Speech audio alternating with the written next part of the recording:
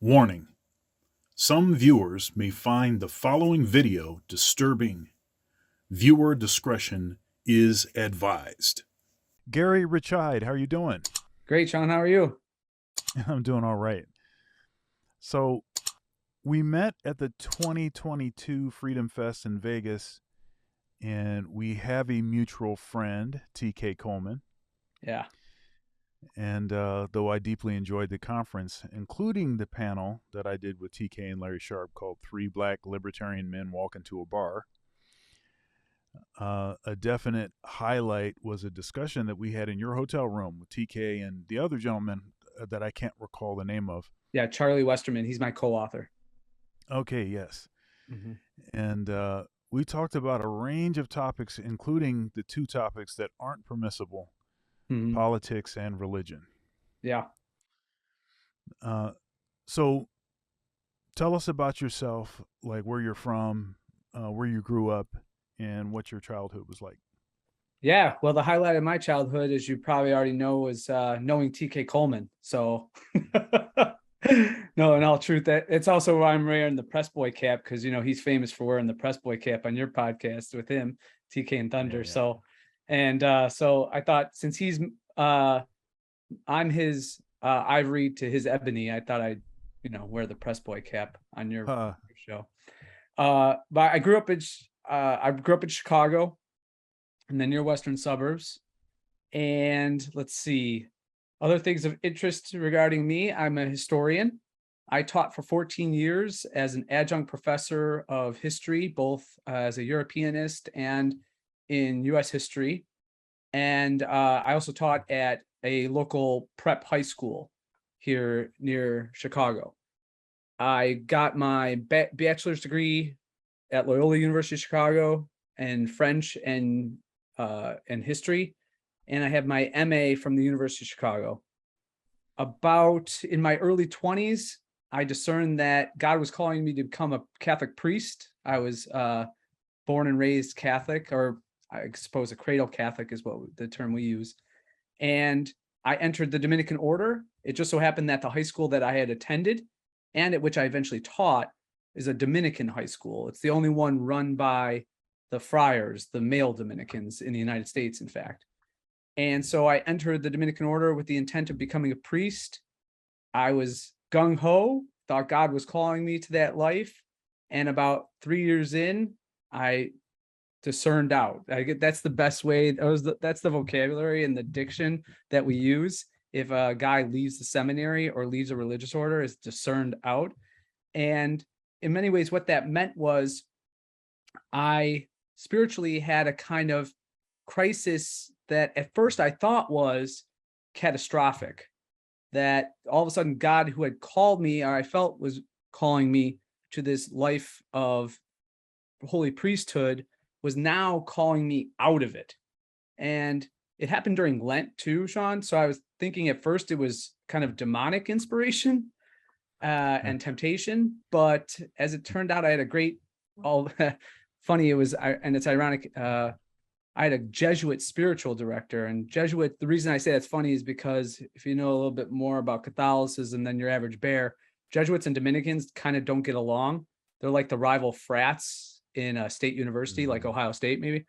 And so I had a Jesuit spiritual director, and he just presented to me the idea, maybe it's not demonic temptation. Maybe it's not something that's pervasively evil that's drawing you away from the order and priestly life. Maybe it's God himself calling you out in the Holy Spirit.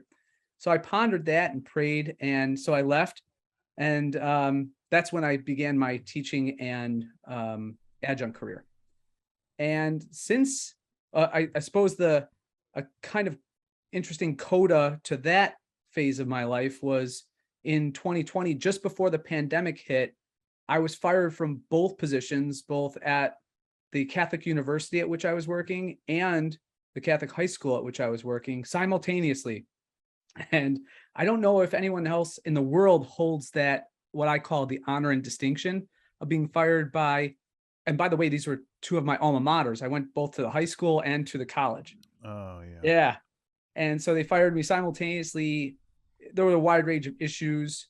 As you know from our conversations at Freedom Fest, that I had become by that point, and in fact, years before that in 2020, an avowed anarcho-capitalist. I had really taken on the philosophies of libertarianism, Mises, Rothbard, the great thinkers of that school, both economic, political, philosophical. And as a result, I became a persona non grata, as in Chicago and in the environs here, in any place or institution that deems itself as a kind of educational or an institution within academia, there is an echo chamber, I think, that would rival any other of leftist progressivism. And it's a very closed off type of echo chamber, as they tend to be. So the big point, I guess the tipping point, was when I very vocally and openly, because I was a tenured teacher at both institutions, I openly criticized Pope Francis for the paucity of his economics, his misunderstanding of what free markets are, how they operate, how they've created and engendered a massive move that has rescued tens of millions of people in the past several decades out of abject poverty. And he seems to be completely unaware of that, to the point of demeaning those who are the instruments, or those entrepreneurs and businessmen who are actively engaged in lifting people out of poverty. Since then, I've worked so after I got fired, it was kind of a dramatic kind of period of my life, but then I now work in finance. I work as the director of marketing and an economic advisor to a small financial firm here just outside of Chicago. That's me. And now I'm an official author too. Yeah. So one thing is that, so if you're tenured, how did they fire you? How does that work? Yeah. Well, okay. So I was tenured at the high school. I should correct myself. Okay. I was tenured at the high school. I wasn't tenured at the college. So being an adjunct, you're not tenured as an adjunct. Right. It's contracted. Yep. It's contracted work. So I was tenured at the high school, however, because I'd spent by that time 14 years there. And to my knowledge, I was the first tenured teacher in that institution's history to be fired. So they obviously thought I had done something terribly egregious. And the egregious act that was irredeemable in their eyes, and by the way, I never received any kind of sanction or warning about it. It was just very sudden, and it was obviously orchestrated as such. But the obvious cardinal sin there was that I spoke against the Pope, to whom leftist progressives have attached all of their fealty and loyalty and hope for transforming the Catholic Church's position. And I think, in a way, the greater trend or track of Christianity away from biblical Judeo-Christian ethics and into a more new age relativistic philosophy and morality and ethic. Yeah, Francis is no Benedict. He's certainly no Benedict. He's not even a scholar. I mean, he openly admits that he just doesn't even like theology. I just don't know how you have a bishop, forget about being the Bishop of Rome and the pontiff of the Roman Catholic Church, who doesn't like theology. And what a contrast and the antithesis of a man who was so versed and schooled in theology like Benedict. Yeah. I really dug Benedict. I'm Orthodox, and Benedict was, I guess we could credit him for this sort of opening up the Catholic communion to Orthodox, and trying to kind of stretch that direction. And so years ago, and this would have been during the time that Benedict was the Pope, I attended it was a Antiochian Orthodox church, about, I don't know, probably about twice a month. The church that I belong to is actually an OCA church, Orthodox Church of America. But I was attending an Antiochian church, which actually met at around noon, and it was in a Byzantine Catholic facility, right? So, and that whole that whole situation is interesting because thanks for watching my video so far. There's all kinds of ways that you can support below. Like, share, comment, subscribe. Also, become a channel member where you'll get access to all of the archived videos. Now, back to the video. Something that a lot of people don't know is that it's almost like a grandfathered in policy. So churches that have come into the Catholic Church, they've been allowed to retain certain things. Like, for instance, I think it's the Byzantines that actually the priests can be married. Yes, the Eastern churches, they can be married, and their rites are similar. Yeah. Mm-hmm. So, in including stuff like, I think the Byzantine Church follows what the Orthodox do as far as children receiving communion right from the beginning. Mm-hmm. And continuing on. So this is so kind of interesting,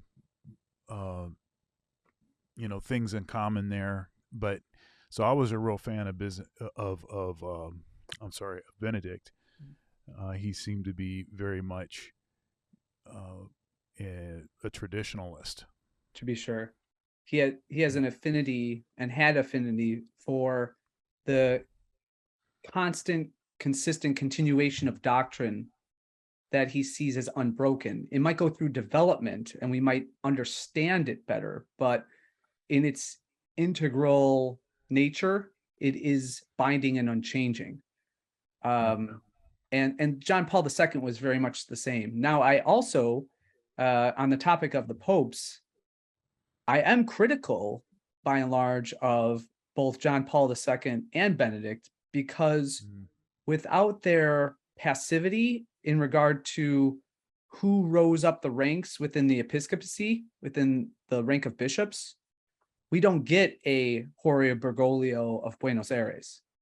We don't get some of the heretical bishops that I would argue are not only heretics, but apostates of the church. They're preaching something and a variety of doctrines that are so contrary to the gospel message that they've removed themselves. Now let me ask you this question, because there's kind of a charismatic Catholic movement. What are your thoughts on that? Mm-hmm. The Charismatics have been around for a while. I remember their prominence or influence in the church kind of ebbs and flows. I remember being quite young and knowing that there were some charismatic communities. So I'm 45 now, so I'm talking about the early 80s, mid 80s. There are charismatic communities that were really prominent in and around Chicago. And they vary in, from my experience, their nature and their disposition toward communion within the church.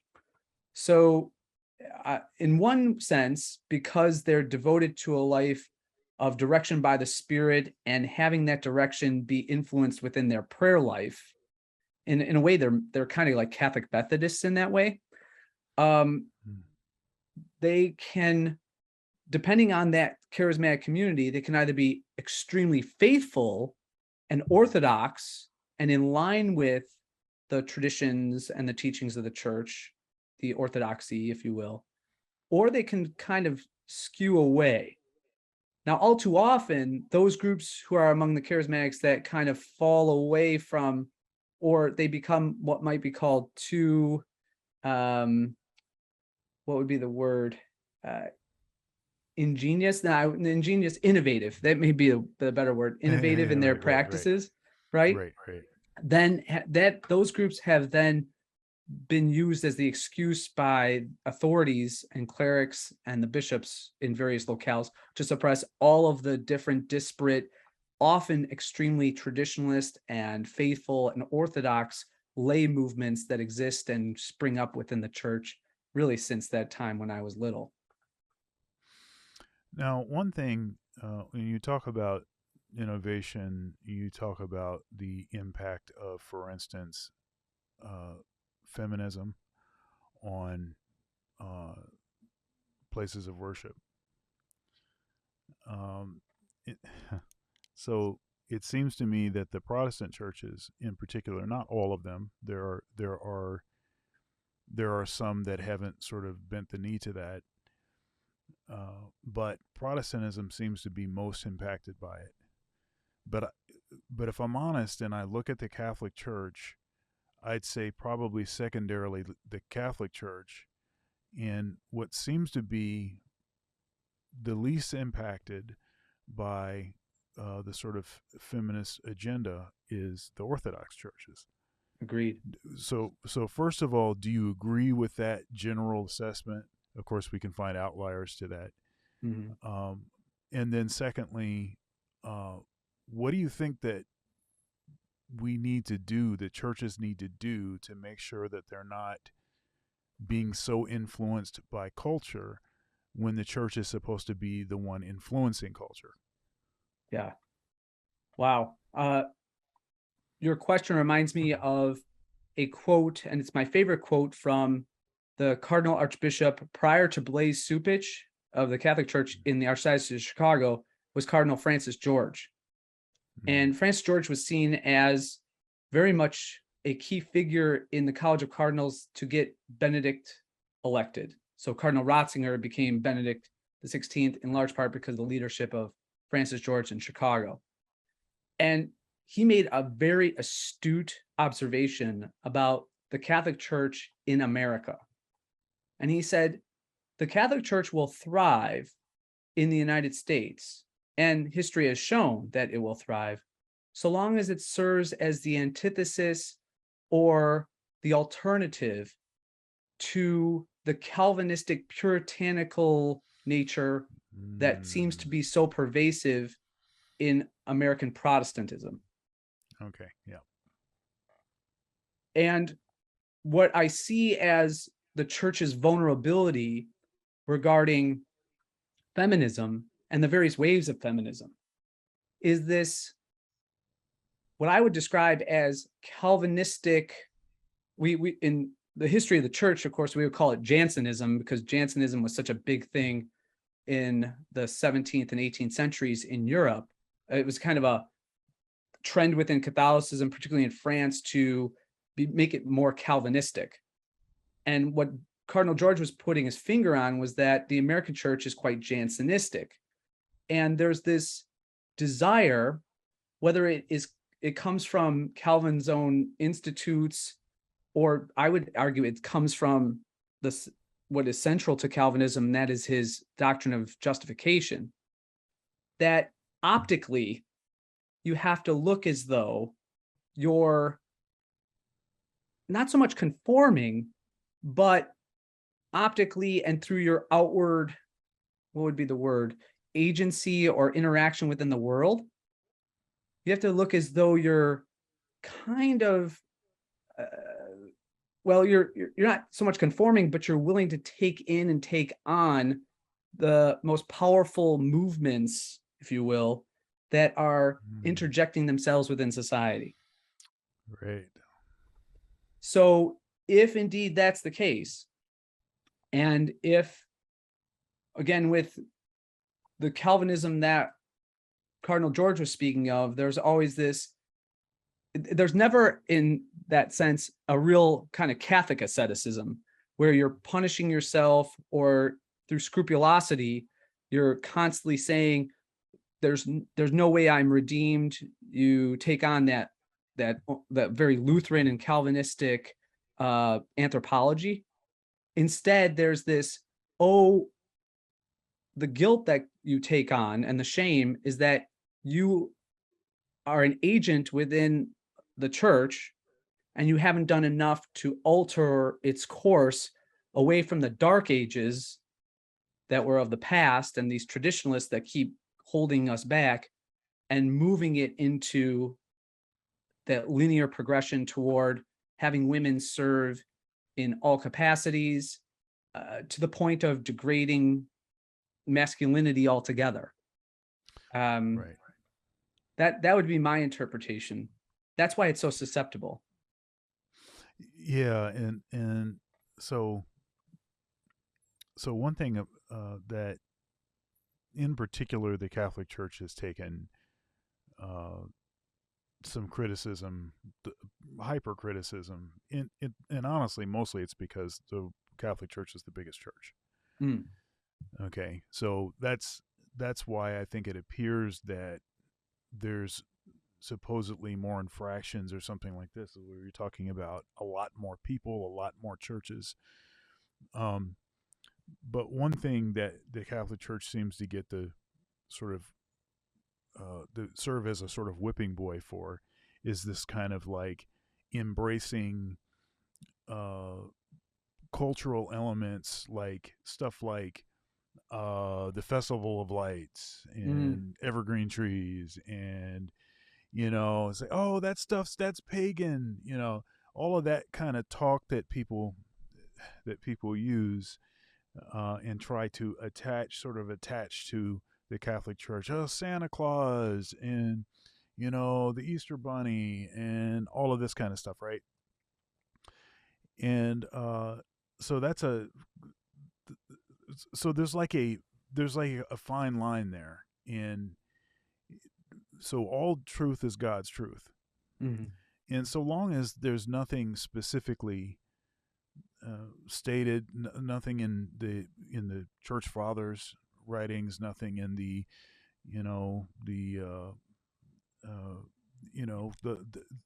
the doctrines that have always been, nothing in the Bible, nothing. Conciliar agreements, stuff like that. Right. As long as it doesn't exist, then there's no prohibition against it. Mm-hmm. And so you can proceed accordingly. And frankly, certain customs are a strong part of the way that people communicate. And right. And that's to that point of speaking the language of the people that you're communicating with. So if you move to a different part of the world and they have certain kind of customs, you can be like, no, I can do the puritanical thing. No, it's got to be this, or I can do the thing that says, okay, I can still acknowledge when I see something that is true, sure, and I can incorporate that so long as I'm not violating some rules. And a lot of folks, they just don't, they want to call a hypocrite. People want to be able to point at and say hypocrite so much that they miss that. Right. So what do you think of that? No, I think you're putting your finger right on the problem vis-a-vis the church's inability over time to identify and differentiate those cultural elements, movements, symbols that would be what we would call profane or secular. Its ability to either absorb and, in a sense, I'm going to use the word redeem those things so as to facilitate one's faith and understanding of the mysteries of God. Yeah. And then those things that are so anathema, those things that are so antithetical to the core of the faith, that they can't be redeemed. Right. It's just impossible, because by their nature, they're inherently contradictory to the elements of the faith. So, I mean, I think of, do you know how that song, the Christmas song, the 12th day of Christmas, all those symbols, a partridge in a pear tree and all that? Right. We know now, and we should have known for a long, long time, although scholars and, in fact, archaeologists have more so confirmed, that looking back at the Anglican Reformation, that was a hymn that was used especially in liturgical seasons by closet Catholics. And each thing has a very Catholic symbol. So these were means by which to communicate one's secret and underground Catholicism in the Elizabethan era, where you would just be persecuted and priests are hiding in little priest holes in churches and abandoned buildings and the like to offer mass. So that's something that's beautiful. And you could see how that music in particular and those lines and poetry are able to be absorbed and redeemed, or just something as simple as evergreens to demarcate the eternal nature of the divine Son, who we use evergreens in the sense like the pagans did, but of course we redeem them from the pagan message and point to that the incarnation is forever, that in his death and resurrection he remains united he has brought humanity, his human nature, into divinity. Now, Yep. if you could do that, that's wonderful. And it's very, by the way, in keeping with the Dominican and particularly Thomistic or St. Thomas Aquinas tradition of a thing is good. He was very much indebted to Aristotle, as we all know. And Aristotle said a thing is good insofar as it acts according to its nature.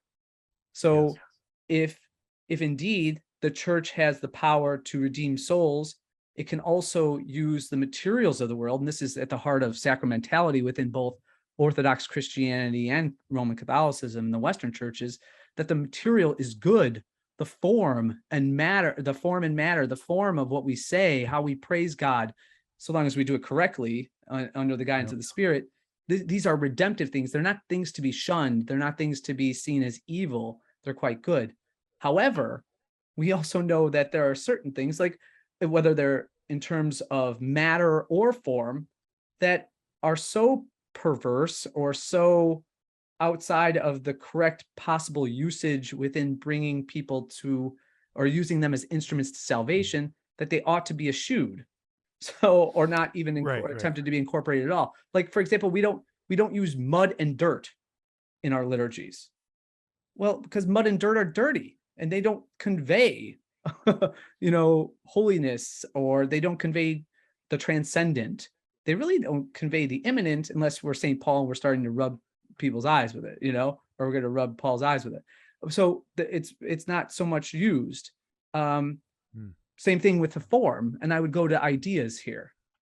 Something as toxic as dialectical materialism that emerges from Marxism, I would argue is so antithetical and so by its nature contrary to both the revelation given to the people of God in both the Old and New Testaments, that we ought not attempt to reconcile it. Yeah, this is very interesting. I mean, we could just keep talking on this topic for the whole conversation. I mean, we could just keep going. So I did a Mavis Staples. I did and this is a long time ago, performed with her, and she came down to perform with a band that I play in frequently. We do subscription series concerts with. By the way, I was listening to the music on iTunes. Beautiful, loved it. Oh, yeah, thank you. It was amazing. And so, and in her talk, because this song "I'll Take You There," which was a big hit. They took a lot of heat because, it was one of these songs that was sort of bridging the gap between sort of popular and church, kind of gospel music. Ray Charles took a lot of heat for that also. So anyhow, she was, in her talk, each show, we did the same show like 4 nights in a row. She said the same thing. The devil ain't got no music. Ah, that's beautiful. I love that line.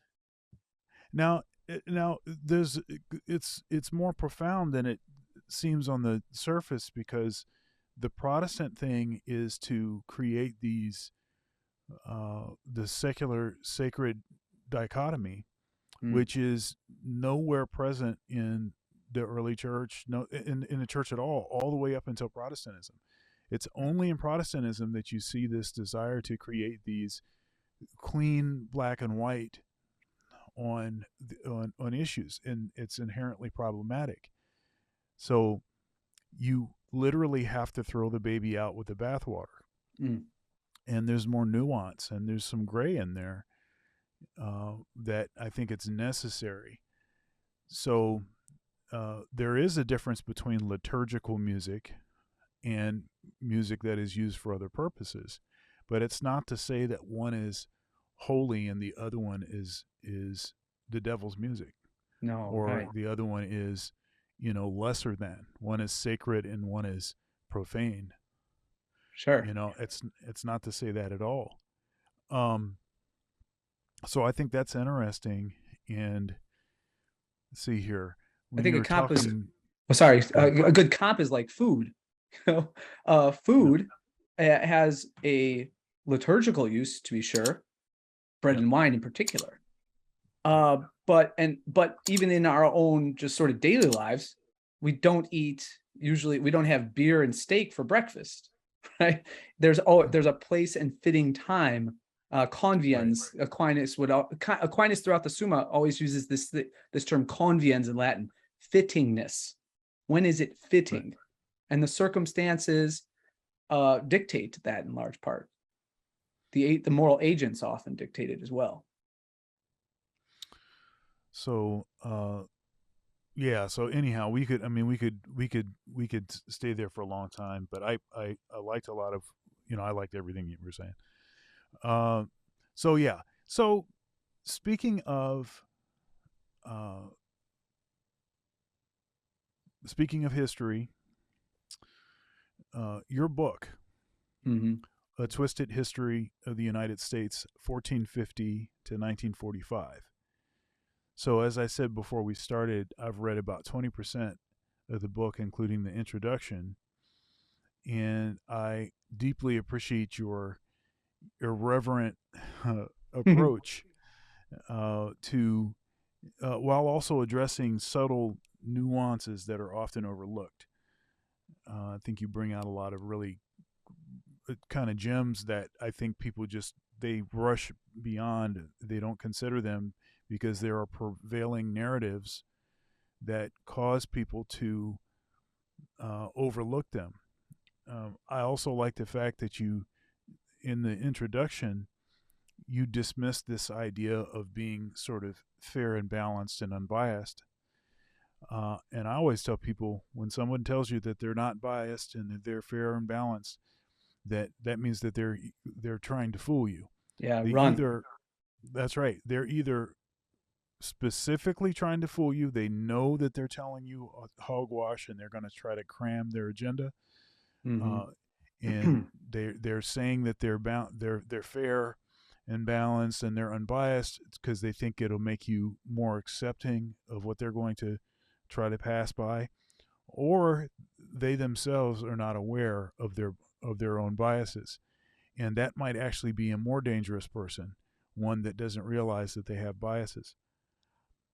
My approach always is, I tell you what my biases are. I just right out front.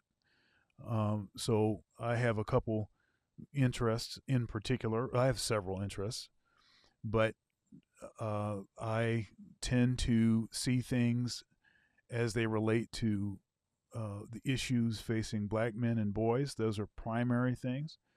And so if I see that policies or stuff that's happening is creating challenges for black men and boys, then I'm going to, I'll have a particular perspective on that. So when they, for instance, Ketanji Brown Jackson, first woman black Supreme Court justice, when they put her in there, maybe other folks would say, "Oh, this is beautiful. This is great. This is wonderful." What I start to look at is her, her history, the kinds of things that she has been in support of, not been in support of. And what I see is someone that I don't know how that's going to actually benefit black men and boys, considering the issues that we have. So that's going to be the way that I tend to see that. Now, I might not be for everybody. My perspective might, not be for everybody. I also come at things from a Christian worldview. I'm Orthodox. I come from. I'm a traditional Christian. So whatever you think that means, all the bad things you think that might be, that's what I am.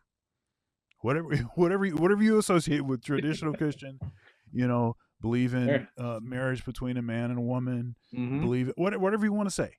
However you want to contextualize that. That is where I'm at.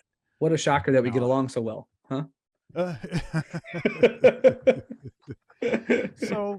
So anyhow, I'm just saying. So I think sharing what your bias is, and I think is important because I think it makes it easier for people to be able to hear what it is that you're saying. I mean, at least it makes me less skeptical. Sure. So I appreciated that. So anyhow, talk to us about your book. Well, like you pointed out and introduced it, Shawn, history is an argument by and large as a discipline. You're offering a particular interpretation of past events based on the evidence that we can glean through our investigation of it. So otherwise, you're just engaged as a sort of historical reporter. But even if you were to take on the fatal conceit of using the cloak of invincibility and the cloak of invincible objectivity to go back and investigate, by the very nature of what you choose to investigate, you're already illustrating your bias, your predispositions. Because if you're going to spend your time studying the ancient Phoenicians, that in and of itself, if you really want to dig deep to it, is a bias, because you're excluding your time of your study. You're excluding from it the study of modern France or medieval Hungary or the tribes of Uganda, right? So you're already exhibiting a bias simply because of your subjective interests. So given that, as you said, it's very helpful as a scholar, as a teacher, as someone who is an author who has an audience, to be very upfront and forthright about your biases. One, I think you pointed out the most beneficial outcome of that, and that is it lets people become aware that they could be more open to your argument, especially if you warn them ahead of time. Look, this is how my interpretation of the past, or whatever subject matter we're studying, is going to be colored. It's through these lenses that I interpret what has transpired, and I'm going to look through these, or at least I'm going to even have a tendency, I'm trying my best to be objective, to interpret the occurrences and what has transpired in the past in this light. The second thing I think it really accomplishes is it allows them to engage in the argument. One of the things that I stressed as a teacher, a professor, when I was a lecturer, or just in a presentation in any sort of venue, is that your interpretation of the past events is necessarily going to be different from mine, given your experiential background, your political philosophies, your biases and predispositions, your tastes, right? Even your tastes. So you have to be in this engagement, which I call the discipline of history. You have to be freed as both lecturer, teacher, authority, and student. And I'll get to the reason why that term is important in a moment. But even as a participant in the discipline, if you're truly going to be engaged as an investigator of the past, you have to be open and free without fear of consequence for you vocalizing your interpretation, no matter how much it might strike against my own analysis or evaluation of the past. So what I stressed within all my classes across the various levels, from ninth graders in high school all the way through to juniors and undergrads in college, is that when they entered my classroom, they went through a transformation. They didn't feel it right away when they walked through the doors the first day, but they did indeed undergo a transformation, because I was demanding them to undergo this transformation to be a part of my class. Gone would be the label and the, I suppose, mode of operation of being a history student, because that term, history student, deserves all the negative connotations to which we've attached it to it. I mean, think about it. A history student just sort of sits there, and history for that person is static, and they learn from the factual narrative by and large of what's in the book, the details, and then the smart ones regurgitate it on some assessments, or they try to imbibe what the professor is saying and his own predispositions, biases, tastes, ideologies, and then they write a paper that just simply pleases them, or they think is going to please the professor. Now, all too often in modern academia, particularly in the United States, that works. It works perfectly well. In fact, most of your A students throughout high school and college are just those individuals who have that modicum of intelligence to both, one, recognize that that's what's going to lead them to success, and the ability to do the regurgitation. I wanted them to be historians from the onset. A historian is a critical thinker, always engaged in analysis, interpretation, synthesis ultimately, but even before that, evaluation of the different modes of and approaches, hermeneutics, if you will, of how to understand and place that notion of understanding of the past within a greater, grander narrative, because the whole purpose is, by studying the past, we hopefully come to some recognition or understanding of why things operate in the present. So philosophically, that's where I stand. That is the core of my pedagogy. It's what I do as a writer and a scholar. And frankly, Shawn, I know you're probably the same way. It's like, well, I can't do it any other way. That's how I was trained. And that's what I accepted as part of my training. That history, if it's going to be done well, done correctly, and not done, because it can be used as a cudgel to abuse people. And the great Bernard Lewis, Bernard Lewis he was probably the preeminent historian of the Middle East in the 20th century, Bernard Lewis. He had this great book at the end of his life called Reflections of a Middle Eastern Historian. And he takes it's a lot of the sort of philosophical bent that he used to approach his studies and also teaching and instruction. And he said, it's better that if you're going to be the indoctrinator, if you're going to be the propagandist, if you're going to produce even the least purposefully skewed history and present it as fact to individuals, just get out of the room. Don't do it at all. Better history not be done than it be done poorly. So in my classes, I imparted the importance of the discipline, its necessity for us being humans and seeking meaning, which I think requires us to be all historians. And then also that these students, if they were going to do it well, if we're going to do it right at all, had to have a forum by which they would never be dismissed. They would never be demeaned. They would never be censored from what their interpretation of that might be. So I was an anarcho-capitalist. Some of my best students were anarcho-socialists.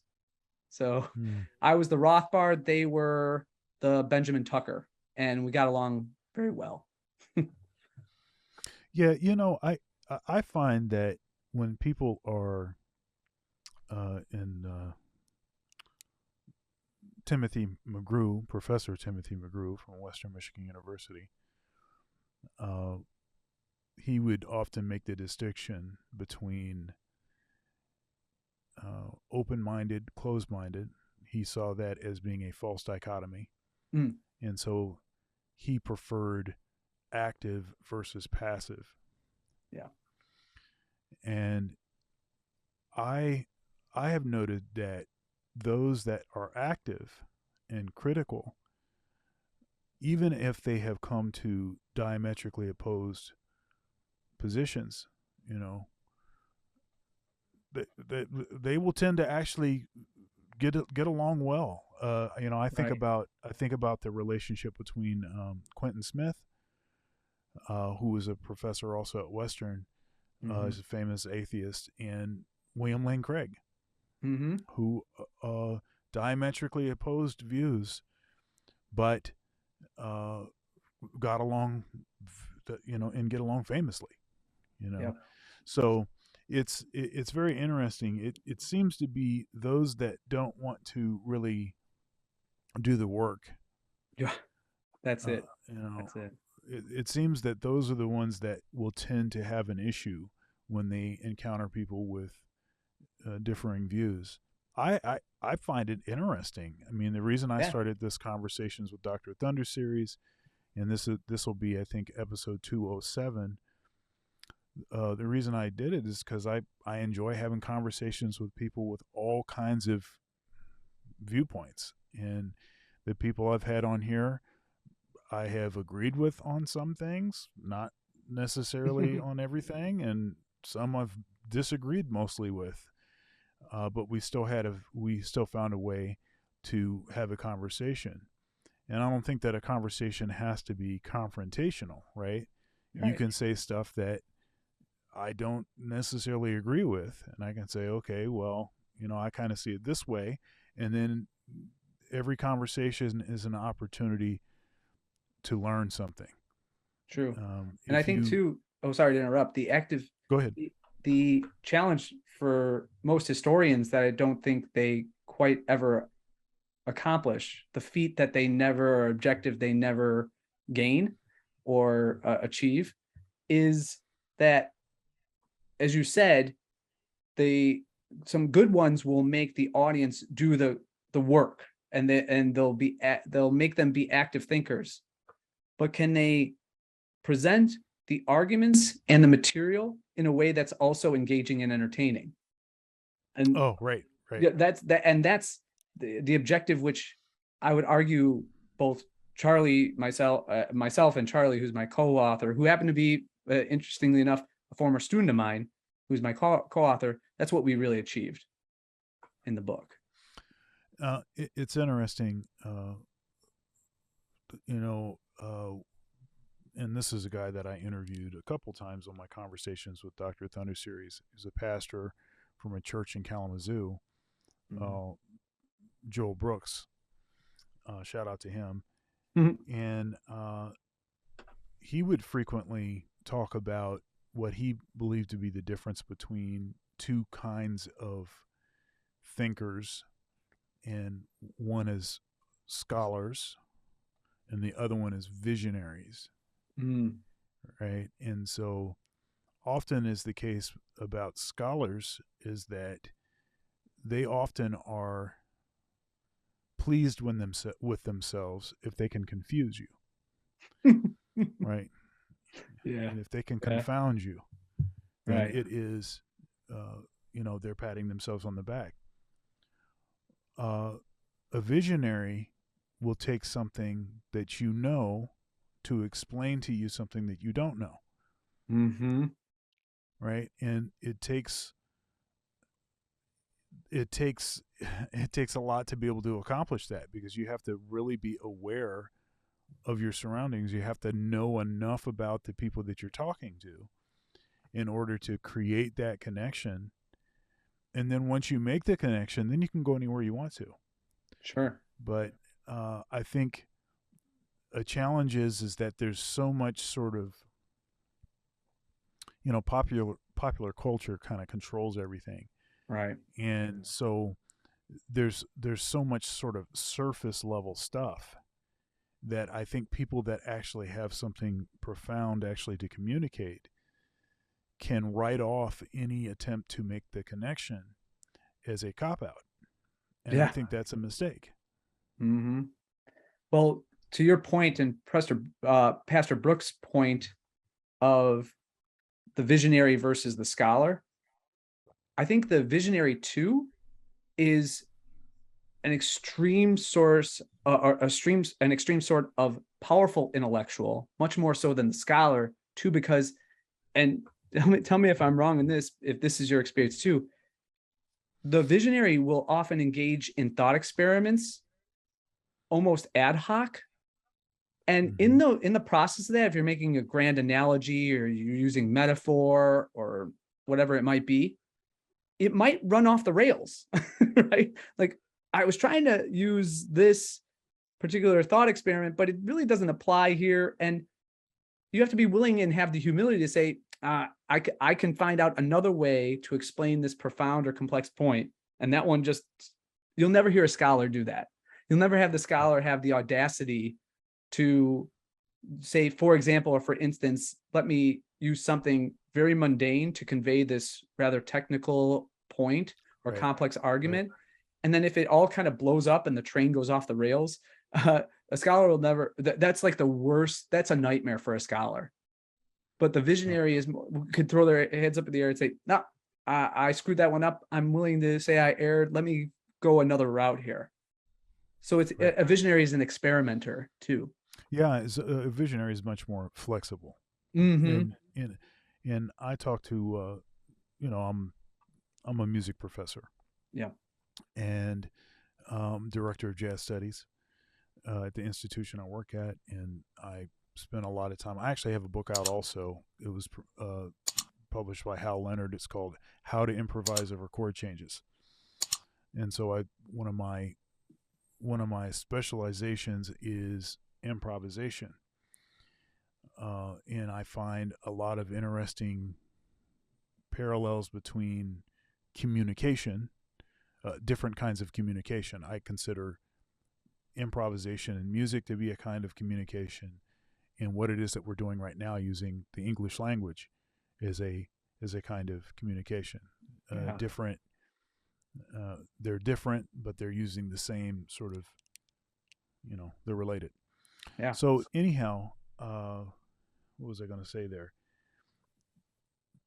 In improvisation, so first of all, spontaneous composition, that's how I'm defining improvisation. And spontaneity requires a structure. Mm-hmm. And this is something that people don't consider, but it requires a structure. The only way that you can tell how effective the spontaneity is because it is following certain rules that are dictated by whatever the structure is. So the extent of your knowledge of the structure, it either facilitates more freedom within that structure, or it creates more confinements because you're not actually that comfortable. Mm-hmm. And so a visionary, someone that's willing to take those risks frequently, is developing a better knowledge of what their structure is. And so no matter where they find themselves in a conversation, in a structure, they can find a way to another place. If you really know something, then even if you mess up, you can continue on. Mm-hmm. But if you don't know it that well, as soon as you get stuck, you have to start all the way over because you don't really know what it is that you're talking about very well. Right. Or you haven't tested forgive me, you're the the expert musician. So what I think you're saying, and correct me if I'm wrong, is the visionary, the improvisationist in music, it necessarily tests the bounds of what is melodious or harmonious. But if they don't know what melodious or harmonious even is, when they start the improvisation and it sounds terrible at the end, they have to go back because they had no foreknowledge of what the structure was that would achieve the music sounding good or pleasurable. Yeah. Well, in music, form is a big thing, right? Mm-hmm. So for instance, we will recognize a song based on a harmonic structure, and it's reoccurring, right? So music is a lot of patterns, right? And so you're sort of mastering the patterns and how these patterns intersect. So if I'm comfortable with the overall pattern and structure of a song, then no matter what happens, you can drop me anywhere in that song and I'll be able to figure it out. If I don't really know, then I have to wait until the song starts over. You have a baseline. You have to go back for the baseline. Right. Yeah. And of course that's not, that's problematic because, imagine if we were that way right now when we're trying to converse. And every time you say something, then I'm like, well, let's start that one over again. Here, let me ask that question one more time. Okay. So let's try it once more. Yeah. Yeah. We'd be aiming for zero audience too. Yeah. Right. Exactly. But talk more about your book. Talk about your approach to addressing some of the issues. And then I'm going to bring up something that I think is sort of an interesting thing to sort of partner with us talking about your book.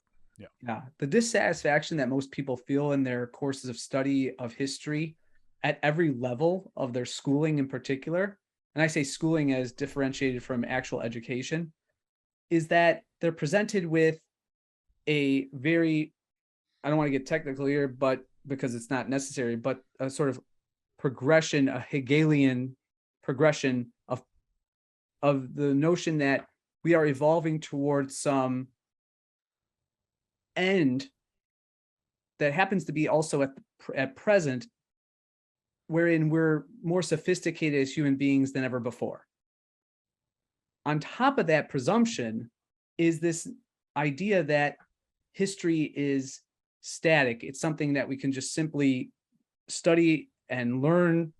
And then once we understand and get the trivial knowledge, or what we might just call the evidentiary knowledge of what transpired, well, then we stop there because we're satisfied with just simply knowing the past, as if that's possible without all of the interpretation and evaluation that you need to think about the sources, the biases they had, class, race, sexual orientation, whatever was going on at the time. Human life and the human experience is so dynamic.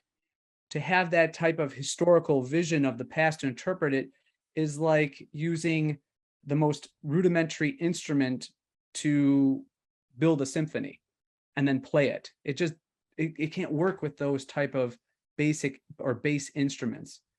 So the way I approach things within the book is to understand that we all at some point, and I certainly was, and maybe this was the main thrust of why I dedicated my career to be a historian, is because I was frustrated with the narrative that was always so simplistic and the interpretation that was always seemingly one-sided and all went toward one particular end that was given within a history class.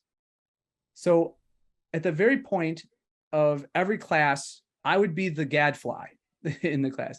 And I would say I act like the toddler when I was a student in history classes.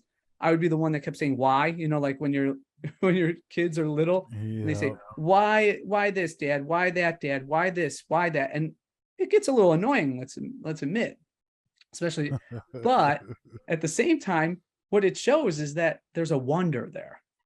And history is for wanderers. This book was written. In fact, I use the phrase at the end of the book in my ingratitude that this is a book for wanderers.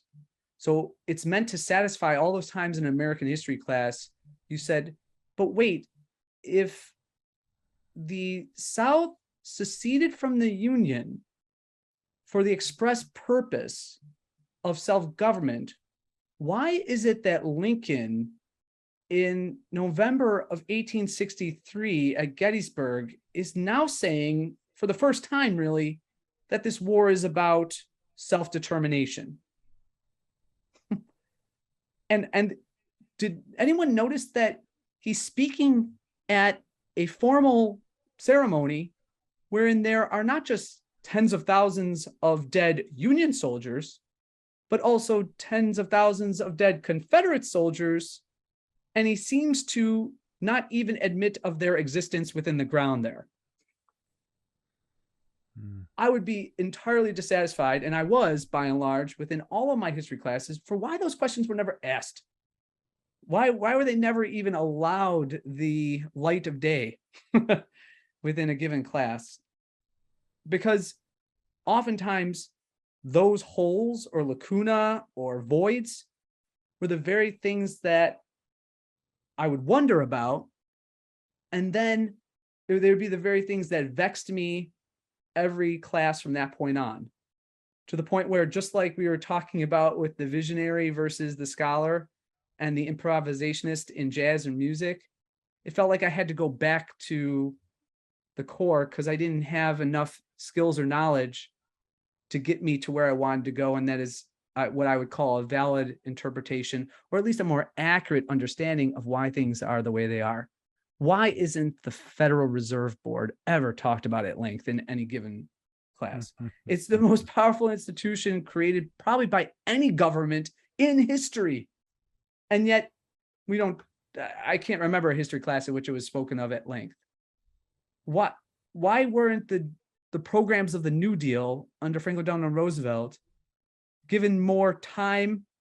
They're just simply said they are like the magical fairy dust remedies to what would have been a much longer depression. A much longer depression, the thing lasted a decade. So these are the type of questions that I spend the vast majority of the pages in the book on. Not so much recounting a narrative. It's really not that, as you're finding out, Doc, because it's not really a narrative. I mean, it's done chronologically, but it's just chock full of the arguments.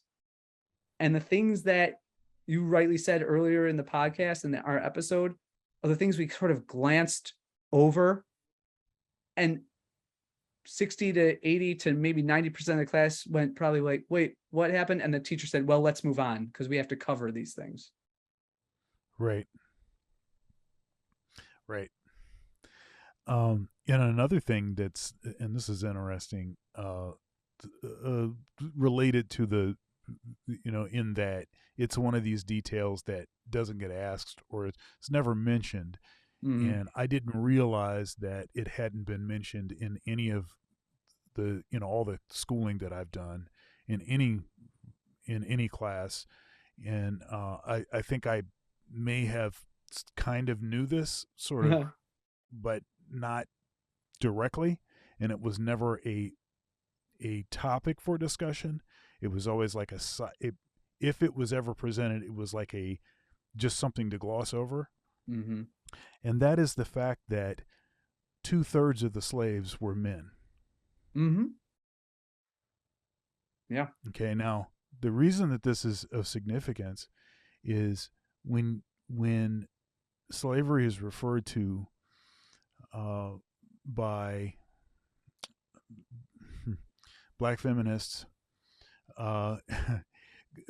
there's always a certain context. There's this context about, women being used as breeding stock and all like this. Of course, the men were used for that too, right? To be sure. And there's talk about, women being violated, against their will like this, but that was happening to men too. To be sure. And,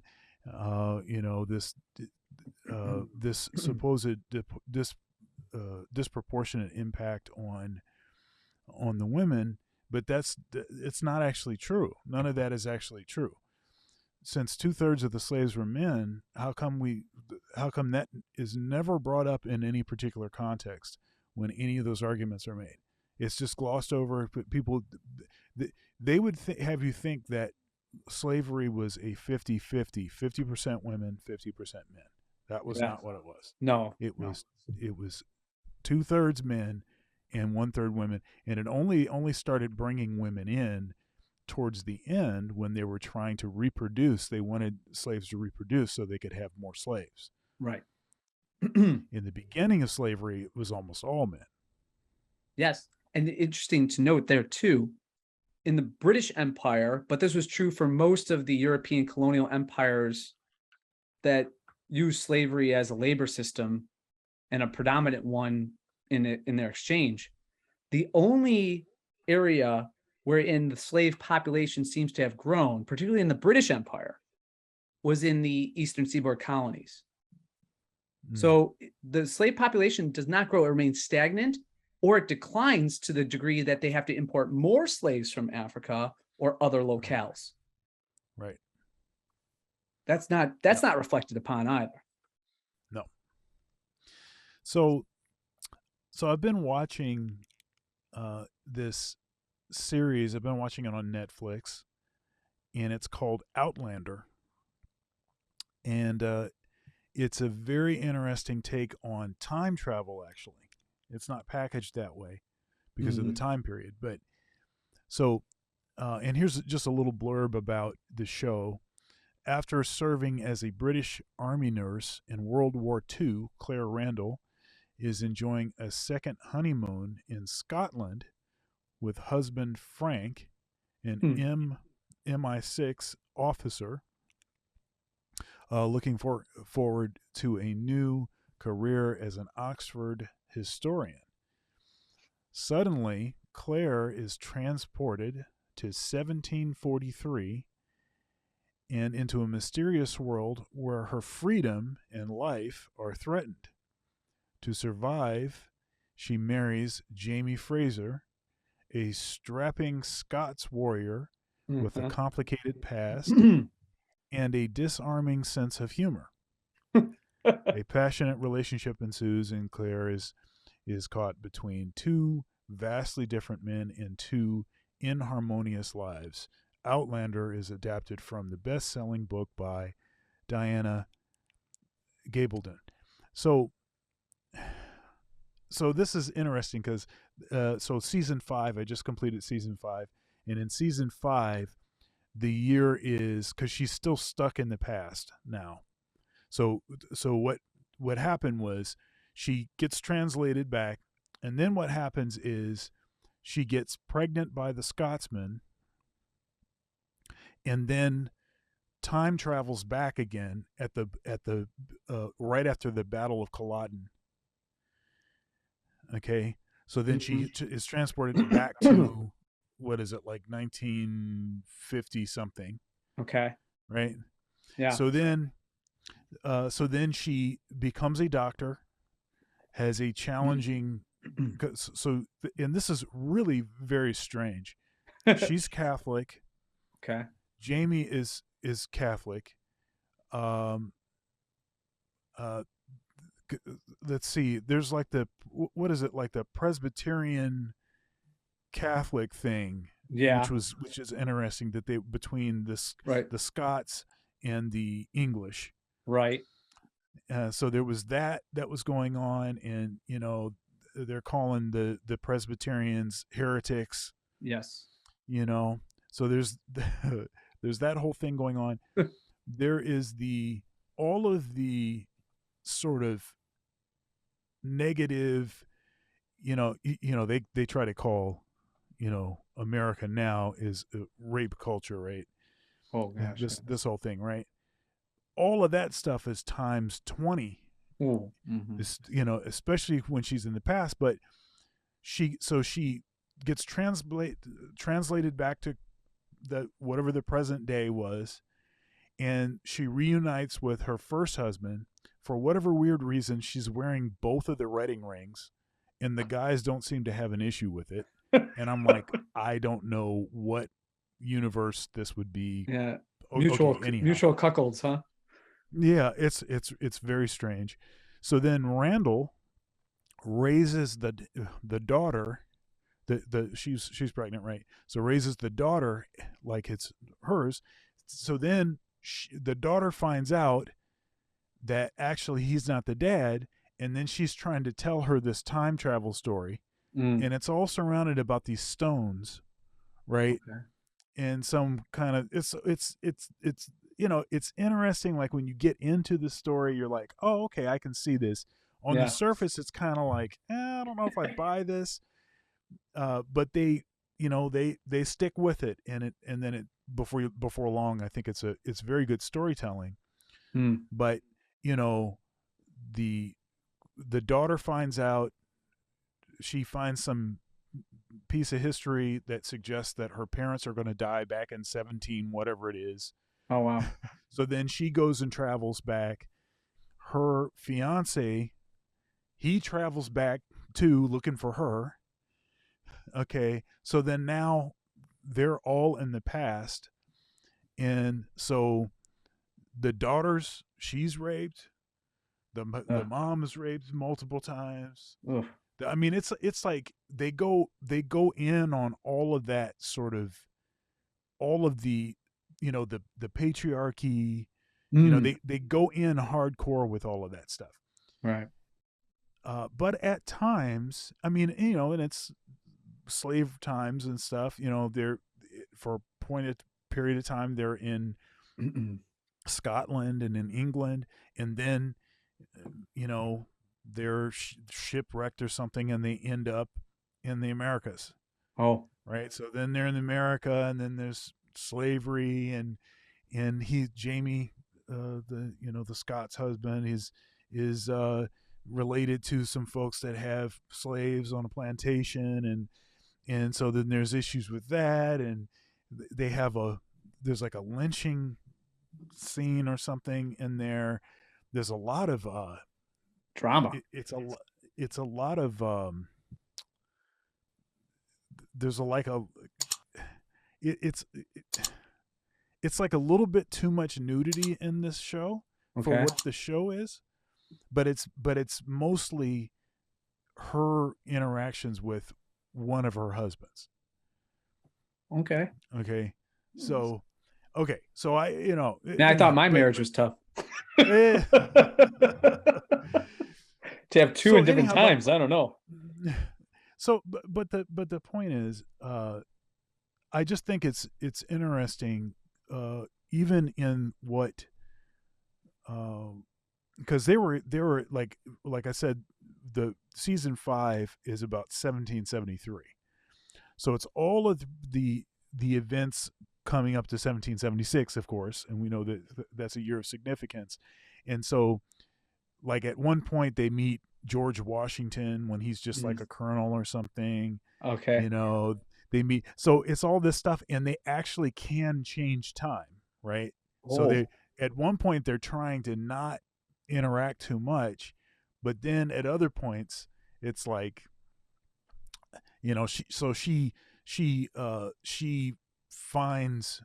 does all these experiments to find penicillin. 157 years early. So she's saving people from having to get their leg cut off and stuff. Important. She can fight infection and stuff like this. So it's interesting. But what I think is really interesting is, whenever I've seen movies like that or shows like that, they almost always take a certain. You clearly can tell what the political angle is, what it is that they're trying to say, what their biases are. Right. And so anyhow, now you got interesting. Me. Now I got to stream another show. Great. You piqued my interest so much. I got to go spend 5 seasons on that.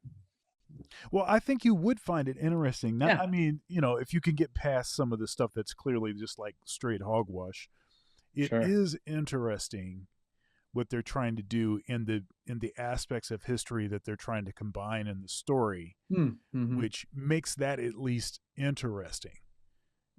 Learning about a segment of history, if it's biased or not.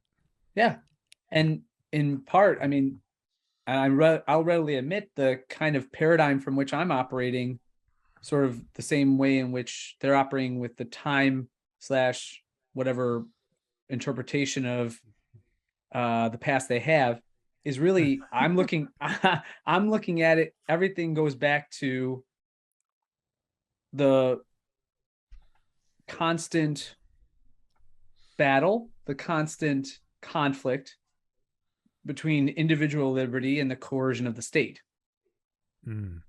So if there's a theme, of course, that runs throughout the book, and the trope kind of reappears over and over again, it's the either intentional and malicious and malevolent, or unintentional, but yet often equally destructive influence of the state and the abridgment of individual liberties.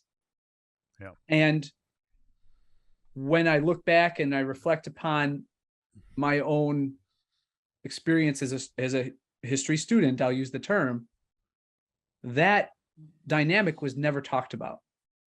And that makes me think, and I think my suspicion is grounded, that was not by accident. It's not accidental. That rather than viewing government as a problem or an impediment to human flourishing, it was always seen as a necessary remedy. But what's also frustrating is that you get this story too about how there's always this binary of progressives who wish to use the auspices and mechanisms of government, including expenditure, which always requires some form of parasitic action on society. There are all these just advanced and enlightened progressives. And then there are these knuckle dragging kind of people that just want to keep people or society from not progressing. And I mean, I would always wonder, well, why do these people not want society to progress? I mean, don't they want enormous welfare programs? Don't they want an enormous empire? I mean, after all, this is America, city on a hill, John Winthrop. Don't we have these beautiful institutions of democracy and pseudo-capitalism that we want to spread? But no one, but then there are these figures like Andrew Carnegie or Grover Cleveland or Mark Twain, Samuel Clemens, who says, well, who are we to say this? And then, of course, they're dubbed in that as being of one, they're either evil and intentionally so, or they're in a weird way schizophrenic. There's the Twain who writes A Connecticut Yankee in King Arthur's Court, and then there's the Twain that wants to not interfere in other people's societies and their modes of life. Well, I don't think he was suffering from schizophrenia. I think that was the same man. You know? Okay. So, okay. So, history. Mm-hmm. Now, something that gets said about history frequently is those that, what is the saying? Those The that, Santayana thing, those who are ignorant of history are condemned to repeat it. Yes. Yes. Now, in a time when people are pretty knowledgeable about the stuff that's happened over the last maybe day maybe or so, maybe. Yeah. but not particularly knowledgeable about even things that happened as soon as 30 years ago, and with this sort of constant unwillingness to even reevaluate. Like, you know, the famous thing that happens between the political parties, for instance, is like, okay, so you're having a conversation with someone, they're a Democrat, say, and you say, well, don't you remember the Democrats just did this specific thing? Well, you know, let's not worry about that. You know, that's in the past. You know, let's that whole thing where people won't even allow you to keep them accountable to maybe the way that they just got done voting. Oh, you voted this way, you know, 2 years ago. Look at where that got us. Well, you know, that was, you know, that's the past. You know, we're looking forward, you know. Yeah. That kind of thing. Uh-huh. So yeah. I mean, so what do you think that we're going to get to a place when people start actually, you know, can we get a critical mass of people paying attention to history? Do you think that's possible? I do believe it's possible because, as I stated earlier, the desire, we wonder. That's something that if you're a healthy human being with a functioning intellect, we wonder. Think about the example of you're wearing your Cincinnati Bengals shirt, very, very sharp, right? And so, Shawn, you're a Cincinnati Bengals fan.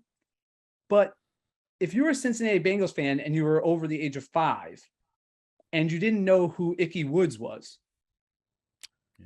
everybody else would say, well, what kind of a fan are you? Right? I mean, you don't know anything about Boomer Esiason, the Boomer Esiason era, the Sam Weiss era. I can't believe I know this much about the Bengals. But anyway, Palmer? Carson Palmer era, you know, all those great Bengal teams. And then, of course, if you were a true fan, you'd also know that there were some, well, let's call them dry times in terms of wins, and some franchise struggles.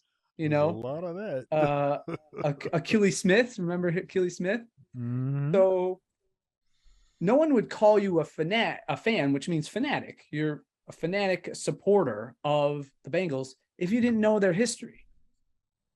So history grounds us and gives us an understanding of why we ought to feel, why we ought to think in the ways that we do. Ultimately, history is essential if you're going to judge people's character. We were talking about Christian saints in the past. Well, of course, if we're going to judge the holiness and the devotion of various individuals within Christianity, or in any faith for that matter, we have to look back at the history of their lives and investigate whether they were truly integrating the messages of the gospel and a sincere and authentic faith in Christ that, according to like the Gamaliel principle test, actually bore fruit, right? Inevitably, you can only keep history down for so long. It'll burp forth. It, in many ways, and maybe, and forgive me here if I sound a little Freudian here, the more we try to bury history, the more it is going to burp forth.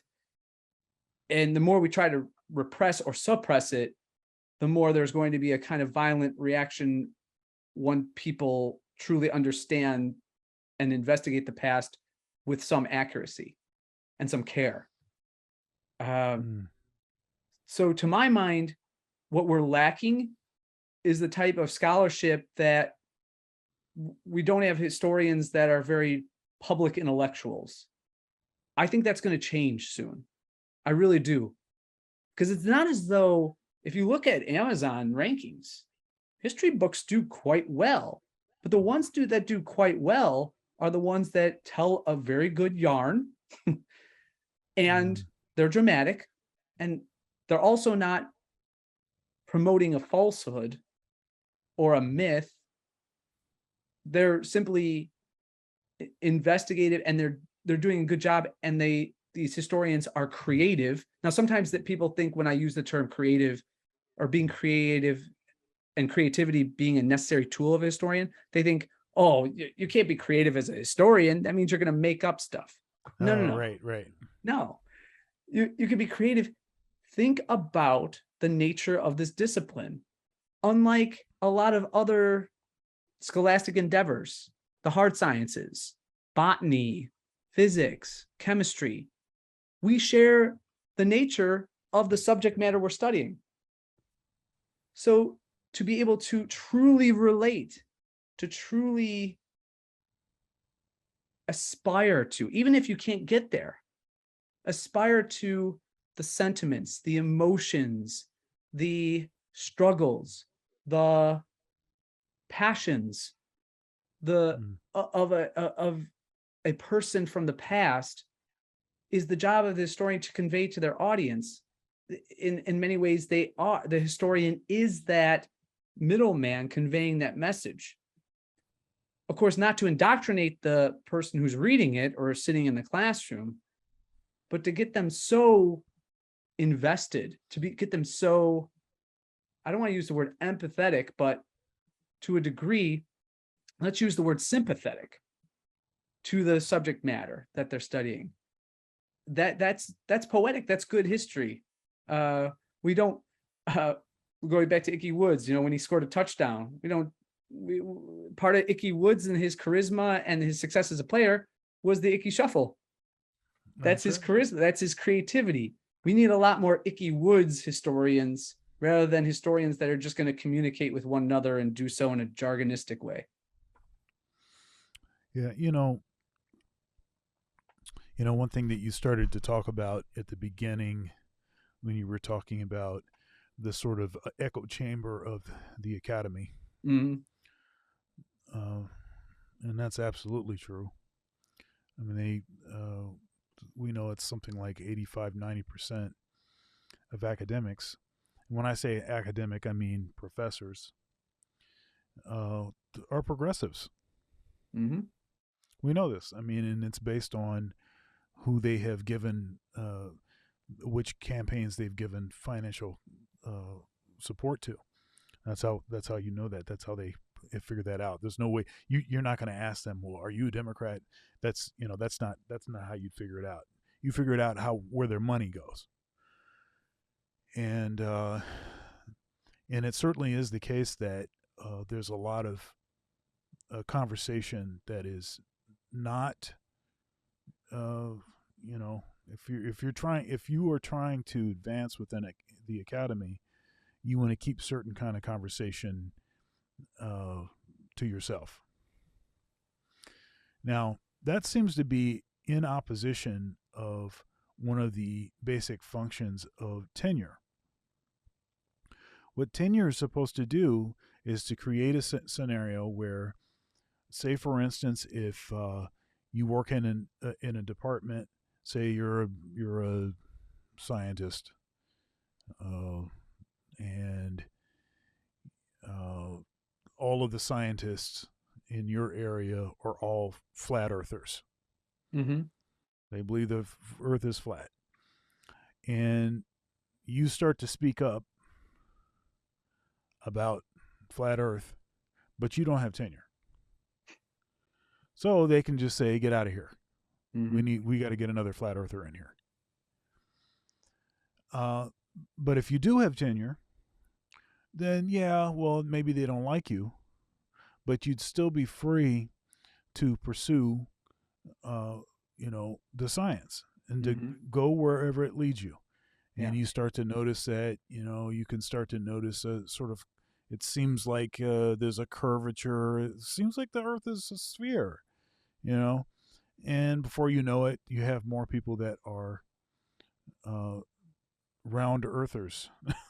Sounds like it's a weird thing to say. Yeah, right.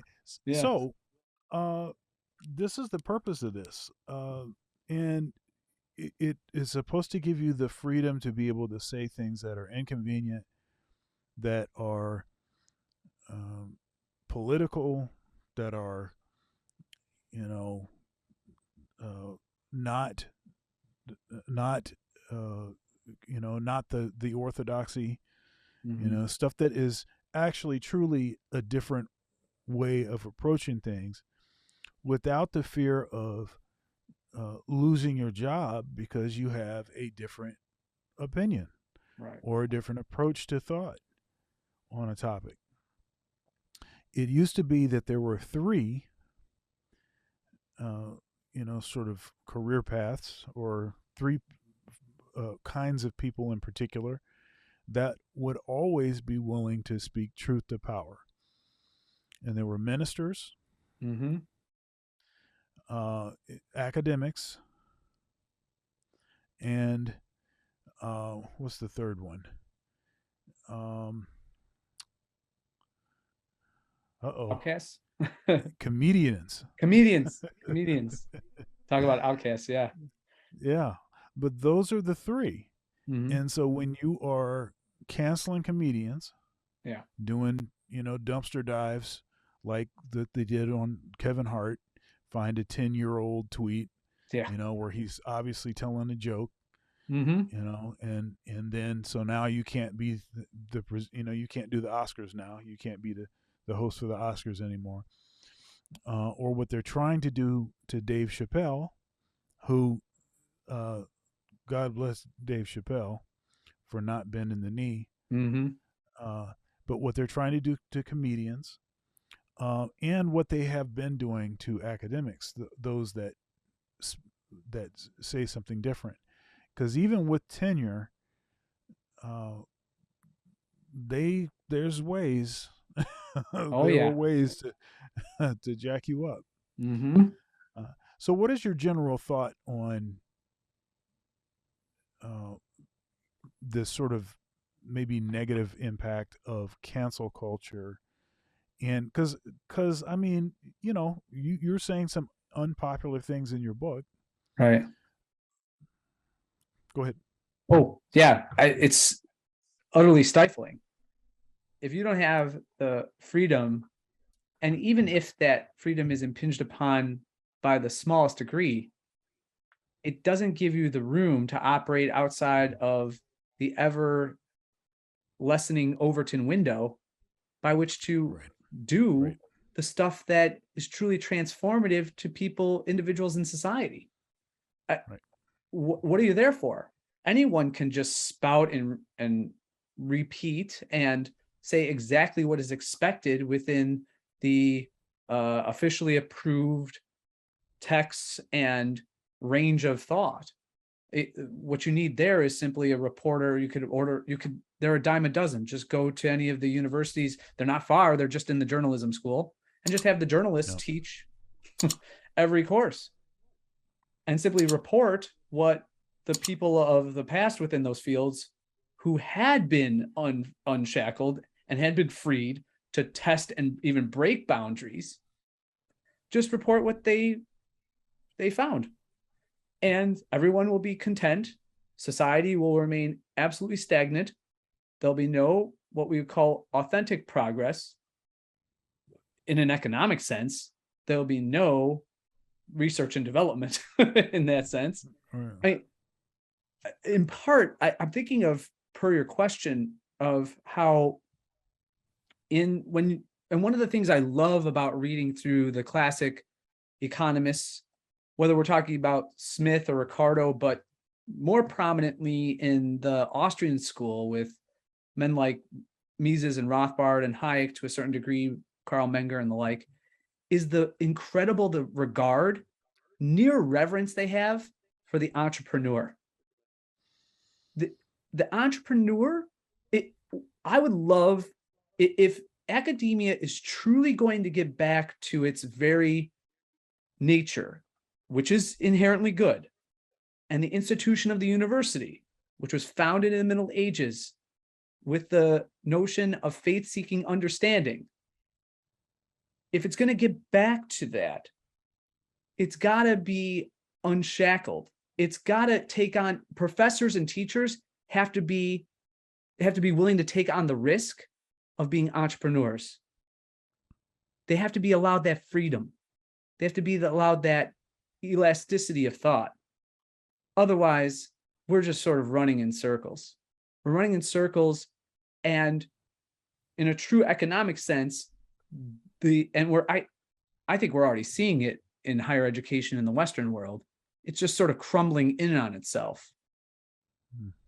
Because this being at school too, it's not, I think universities have done such an egregious injury to people going there, not because of the ever restrictive, it certainly is because of this, but the ever restrictive parameters of thought, but they go so far as to create a world that is so utterly different than reality. Wherein a case in point would be, when in your lifetime are you surrounded by people of very similar economic and cultural status, by and large, as much as universities will decree that you be associated with people of various socioeconomic and racial and cultural backgrounds? They're essentially your same age, and you have no cares, it seems, within the world other than making a modicum of money so you can go to the bar at night. I mean, you have essentially free healthcare. You live on idyllic campuses that look like the nicest golf courses in the world. Your work schedule is determined entirely by you, or almost entirely by you. I mean, this is a false Eden that they attempt to create. And then what do you, in a sense, what do you have to pay for living in that false Eden? Yes, enormous monetary sums, but on top of that, your freedom of thought. Because if you stray from that Overton window, if you stray from that comfortable cultural, that accepted culture, boy, you're out of Eden very quickly. You've eaten the tree of the fruit of knowledge, and we as the gods have banished you, and you'll be lucky to get a fig leaf. Yeah, it's really quite silly for universities. I mean, I have had conversations with colleagues of mine when I have been, I mean, I remember saying something directly, like, just seems to me that cancel culture is not a positive thing. Mm-mm. And one of my colleagues actually told me, he says, actually, I think cancel culture is actually kind of a good thing. And I was like, wow. And I don't know what to say to that. So you think it's a good idea to restrict people from being able to communicate what it is that they want to communicate, and if they refuse to obey the restrictions, that they should be able to lose their livelihood. Yes. I was like, wow. Whoa. Okay, let's go. Yeah. Right. At least the cat is honest. Exactly. At least they're honest. Mm-hmm. I just don't think that there's anything that is so bad. Let's talk about this. So this pyramid of white supremacy. So now what this was intended to accomplish is to educate people about how certain seemingly innocuous expressions or statements can actually, have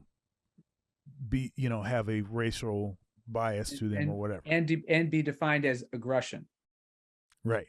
Mm-hmm. So that was the intention. But what it actually ends up doing is teaching folks how to be more clever racists. Mm-hmm. Because what it does is it gives you a list of things. Let me just not say those things. Then Sure. I can still conduct myself under the cloud of, secrecy as a racist. Mm-hmm. but you won't know. Right?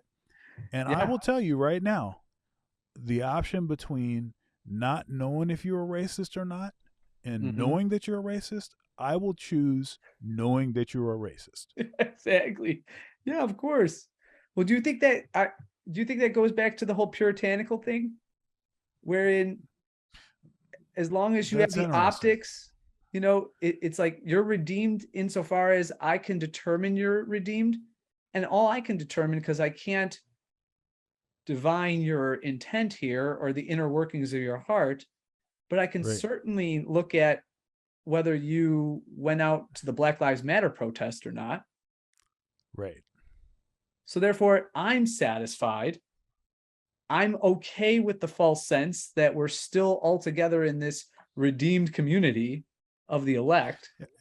Yeah. I can scroll to your Facebook and see if you have a blacked out profile picture or not. Yes. Right. And if you, that's how I could tell. Yeah, exactly. And if you don't, here comes instead of the scarlet letter A, for Hester Prynne, here comes the scarlet letter F, or the scarlet letter T for, Facebook and Twitter. You're out. Right? You're done. Yeah. You're done. And then the Dimsdales of the world are the people who are running, the Dorseys and the Zuckerbergs.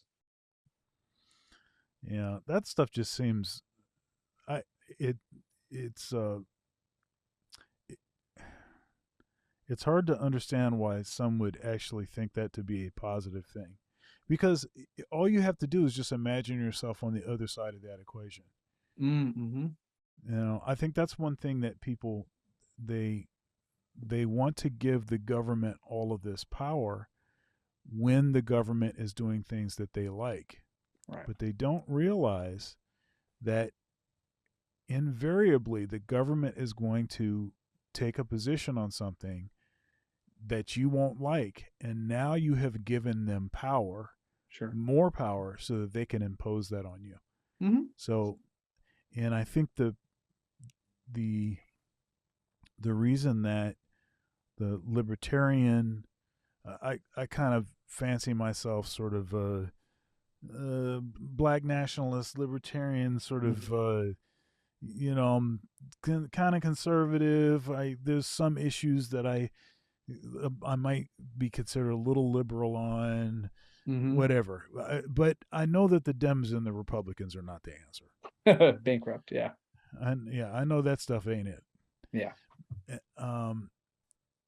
And we are where we are, and the Democrats and Republicans are jointly culpable. To be sure. All right. Yeah, there's a They're great jointly culpable. Yeah, there's a great, to your point about when government can easily turn the switch from persecuting your enemies to persecuting you on the opposite side of the spectrum. I mean, I love Dave Smith, who does the Part of the Problem podcast, famous libertarian, again, comedian. So I like his perspective mostly because he's in this dual realm of being in the liberty movement and then also having to face the constant cancel culture of that faces comedians too.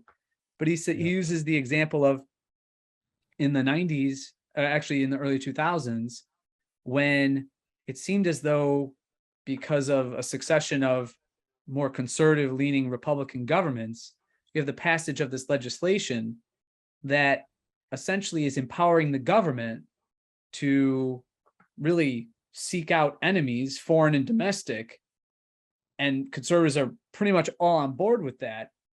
Well, look how easily that legislation, the Patriot Act, the NSA FISA courts, all of that so quickly turned to the point where the FBI is more focused than ever on the supposedly domestic terrorists, and they all happen to be the same conservatives and are their descendants of in both thought and genetics.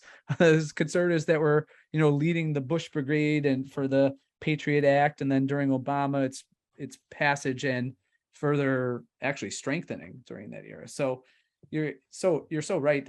How myopic and short-sighted, and that's really another thing about what I love about our book is the sense that that's been going on forever. The idea that the state can simply be reined in and be so controlled for any amount of significant time so as to alter the behavior of individuals to the benefit of one group or another is catastrophic in the end for both the targets of that coercive action and those who initiated it.